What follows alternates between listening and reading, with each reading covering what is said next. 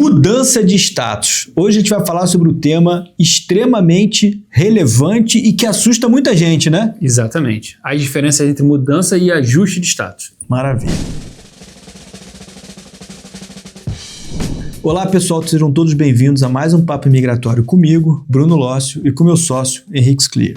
O Papo Imigratório é uma apresentação da Premium Global Mobility Partner, o caminho mais curto entre você e o mundo. O objetivo desse canal é humanizar o pleito migratório, mostrando para vocês os bastidores da nossa empresa e dos Estados Unidos como um todo. Mostrar que é fácil. Fácil nunca vai ser, né? Mas que não é tão difícil assim, né? Exato, que é possível. O sonho é possível. Isso. Então, se você se interessa pelo tema migratório, se você sonha em morar nos Estados Unidos, se você gosta da vida nos Estados Unidos, se você quer ter dicas sobre Green Card, nos acompanha, compartilha esse perfil para que a gente possa fazer essa informação chegar para o maior número de pessoas e tornar aquele sonho que é tão distante, quem sabe uma realidade um dia, né? Exatamente. Você vai nos ajudar comentando, curtindo e se inscrevendo no canal. Dando like, dando dislike. Dislike não ajuda muito não, mas o like vai ajudar bastante. E o que a gente gosta muito é que deixa aqui embaixo comentário, o que você quer ver, o que não foi legal, porque a gente, na hora de pensar no tema seguinte, a gente sempre leva em consideração o que vocês querem ver, que não é pra mim, não é pro Henrique, o canal é pra vocês, então... E ninguém melhor que vocês para darem sugestões de temas para os próximos vídeos. Exatamente. Já falou de Miami, Califórnia, falamos de 140 negado e agora, falamos de eleição, a gente já falou de um monte de mercado tema. Mercado de trabalho, policial, a gente já falou de um monte de tema legal. Exato. E hoje a gente vai falar um pouco sobre o ajuste de status, começando pela diferença entre visto e status. Toca a ficha aí, qual é a diferença de visto e status? Visto é o documento que permite a sua entrada nos Estados Unidos. Então, clássico visto de turista, você vai no consulado, no seu país de origem. No Brasil, por exemplo, você sai ali do consulado dos Estados Unidos no Brasil com o adesivo no seu passaporte. Aquele ali é o visto. Muitas vezes 10 anos de validade. O seu status é ativado a partir da sua entrada física em território americano. Pronto, tá aí, de forma bem simples. Visto é o adesivo que está no seu passaporte e isso é nada mais do que um aviso para a companhia aérea de que você pode entrar nos Estados Unidos. E o oficial do CBP é que vai autorizar dizer o status. Henrique, o meu visto garante a minha entrada nos Estados Unidos? Não garante nem o visto de turista, nem nenhum outro tipo de visto. Toda vez que você chega aqui no aeroporto, você passa pela imigração para justamente olhar ali o visto, perguntar se os seus planos são compatíveis com aquele visto que está no passaporte e aí sim autorizar a sua entrada e ativar o seu status. Em tese, nem o nosso Green Card, nem o que a gente tem, exato, é uma entrada, é um free pass, né, cara? Não. Até o Green Card. O oficial sempre, por exemplo, a nível de curiosidade, pergunta quanto tempo você ficou fora dos Estados Unidos pela preocupação caso você tenha ficado mais do que 6 meses. E aí a gente vai entrar um pouco em outro tema, que é o ajuste de status. Tem muita gente que domina o tema, é bem verdade, tem muita gente que tem isso na ponta da língua, mas tem muita gente que não tem. Então, eu vou para os Estados Unidos e quero mudar de status para estudante, eu posso, não posso. Mas por que é melhor buscar o visto de estudante direto no consulado no Brasil? Por que é melhor? Quando que eu devo buscar ou quando que eu posso buscar? Eu tenho que respeitar algum prazo? Vamos falar um pouco sobre coisas mais genéricas, mais abertas, mas que tem relação e a gente vê que é objeto de muita dúvida, né, cara? Com certeza. A gente explicou aqui no início do vídeo a diferença entre visto e status, porque a partir do momento que você está em território americano e os seus planos mudam, esse conceito vai fazer sentido. Você pode ter um status diferente do seu visto de entrada. E aí, que a gente chama de mudança de status, quando você muda de um status de não imigrante para outro status de não imigrante, clássico de turista para estudante. E o ajuste de status é quando você muda de um status de não imigrante para um status de imigrante. Exemplo clássico também, aquele profissional, aquele peticionário que entrou com visto de turista, aguardou 90 dias e fez um ajuste de status para o EB1, por exemplo. E aí, você diz para a imigração que você vai aguardar o seu Green Card nos Estados Unidos. É isso aí. E aí você tem o status, por exemplo, um caso muito que acontece... E o status não vira visto, né? O status não vira visto. Não vira visto. Porque você entra nos Estados Unidos com visto de turista, por exemplo, também é muito comum, vim pra cá, mudei de ideia e quero estudar. A gente sabe que tem muita gente que vem para os Estados Unidos... Já com a maldade. Já com essa ideia, mas assim, cuidado, porque você estaria violando o visto que você disse lá embaixo que você viria. Então, se isso for descoberto ou se isso for percebido, você pode violar e pode ter problema no futuro, numa entrada futura. Mas considerações normais, temperatura e pressão, você pode estar no solo americano, veio como turista, turistou, mas quer estudar inglês. Quero aproveitar que eu tô aqui. E aí, nesse caso, você vai fazer a mudança de status. No entanto, por isso que eu queria chegar nisso, se você faz a mudança de status, o que está colado no seu passaporte é o visto, e o seu visto é de turista. Então, se você sai dos Estados Unidos e vai para o Brasil, você não vai mais entrar como estudante, porque o seu visto de entrada é o de turista. Exato. E aí você vai entrar como turista, mas pode até ter problema, uma coisa sim.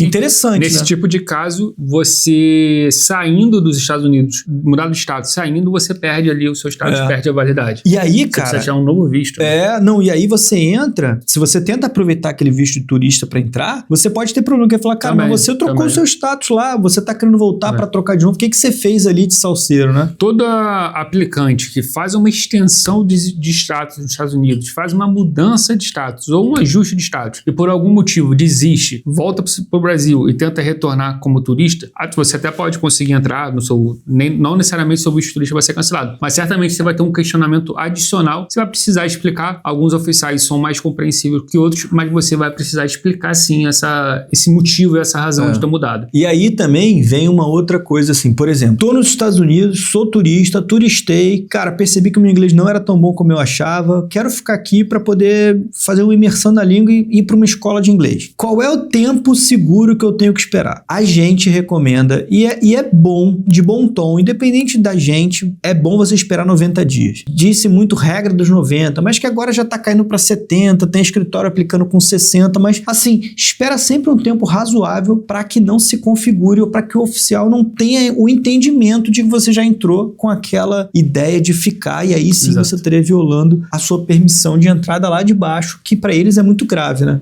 Exato. E a outra coisa também curiosa é o seguinte, você está fazendo visto de estudante. Olha, eu quero ser estudante e vou estudar nos Estados Unidos. Vocês procuram uma escola, você paga a escola, você tem o I-20 na mão, que é aquele documento que te autoriza ou que a escola mostra para o oficial que você vai estudar nos Estados Unidos. Primeira coisa, isso te garante a aprovação lá embaixo? Só o I-20? Só o I-20. Não. Coisa nenhuma. Não vão te devolver o dinheiro. E agora tem um ponto aqui. Se você for negado no visto de estudante, e quais são as condições de negativa? O oficial perceber que você não tem a intenção de voltar, o oficial perceber que você não tem vínculo suficiente com o Brasil, o oficial perceber que você não tem dinheiro suficiente, né? Porque às vezes você tem vínculo e você tem intenção de voltar, mas você não tem dinheiro. O cara vai falar, bom, você vai trabalhar nos Estados Unidos. O visto de estudante, o status ou visto não permite que você trabalhe nos Estados Unidos. Boa lembrança, né? A gente estava falando aqui, acabou deixando pra lá. Estudante turista não pode trabalhar nos Estados Unidos, viu, gente? Isso é uma violação grave e pode impossibilitar qualquer tipo de pedido de green card futuro. Exato. Não é para causar terror, mas é para vocês saberem. Só que, se você tiver o visto negado no consulado no Brasil, você pode ter o visto de turista cancelado também. Não é incomum, né? Pode acontecer. Principalmente quando você tenta uma vez o estudante, semana seguinte você tenta de novo e aí eles falam, então, quer saber? Me dá aqui o teu visto de turista e cancela o seu visto de turista, né? Sim, pode acontecer. E vamos falar então um pouco de ajuste de status? Vamos. Tem regras de 90 dias? Não tem? Mudei de status, eu posso trabalhar amanhã? Posso parar de estudar inglês? Coisa que perguntam muito. Verdade. Posso largar de mão a escola? Vou sair e tal? Dá uma esclarecida aí geral na gente. Mas falando de ajuste de status, é a mudança, como eu disse, de não imigrante para um status de imigrante. Hoje, a aplicação do EB1, que é o visto que está corrente, ou então, existem algumas pessoas que estão com status de estudante, por exemplo, fazem um EB2NW sem o ajuste, aguardando a sua data de prioridade. Quando a sua data de prioridade é alcançada, você faz o ajuste.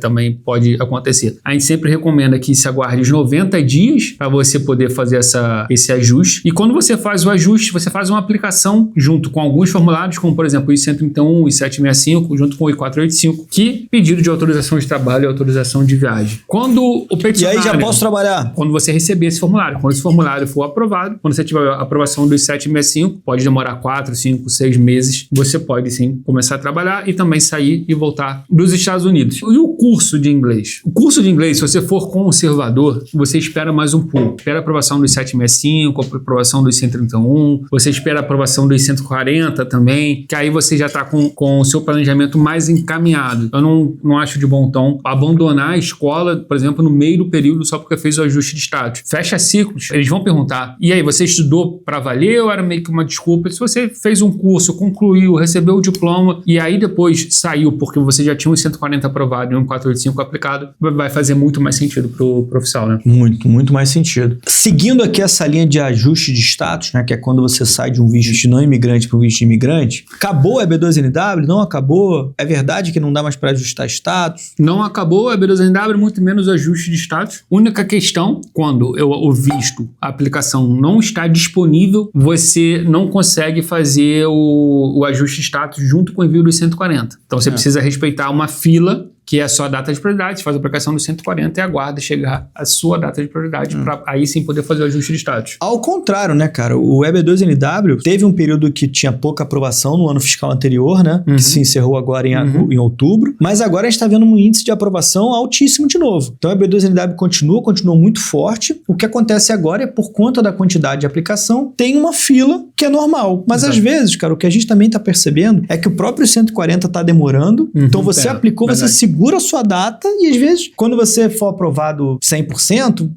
vamos dizer que demore 12 meses. Cara, você já está 12 meses na fila. Exato. Né? Exato. Então você deu entrada agora em 2024, por exemplo, e foi aprovado em meados de 2025, a sua data de prioridade está lá atrás, não é a data da aprovação do caso. Então é sempre importante você segurar a sua vaga na fila. Então dá entrada, não deixa passar, não acabou o EB2NW. Em contrapartida, agora falando um pouco do EB1, visto de primeira preferência, permite o ajuste de status corrente, né, nesse momento. Exato. Já. Você consegue fazer ajuste junto com o envio dos 140. Ótimo. E teve uma certa flexibilização, principalmente com relação aos prêmios individuais que passaram a ser aceitos como coletivos também, né, cara? Exato. Esse é um grande upgrade. E também as associações que você fez parte ou participou durante algum período, elas são contadas, porque isso era uma coisa que não fazia sentido pra mim, cara. Sinceramente. Vou falar pra você. Por que não fazia sentido? Porque se a gente conta a sua história passada e se você quer ir para os Estados Unidos, não faz sentido você deixar de considerar, para mostrar que você é extraordinário, o período daquela associação importante. Mas era assim que se entendia, né, cara? A gente já lutava contra isso. Sim, com certeza. É a gente já lutava e ganhava algumas lutas. E ganhava, porque você não deixou de ser procurador se você não é mais do Ministério Público, você não deixou de fazer parte da Maerj, por exemplo, se você é magistrado, e elas são extremamente relevantes e nem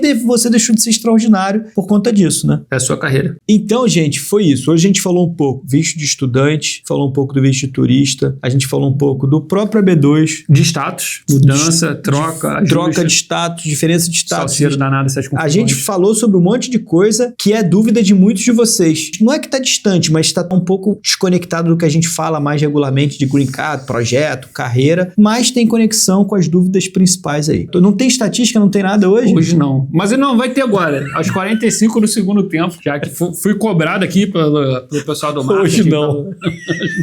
Hoje não, hoje sim.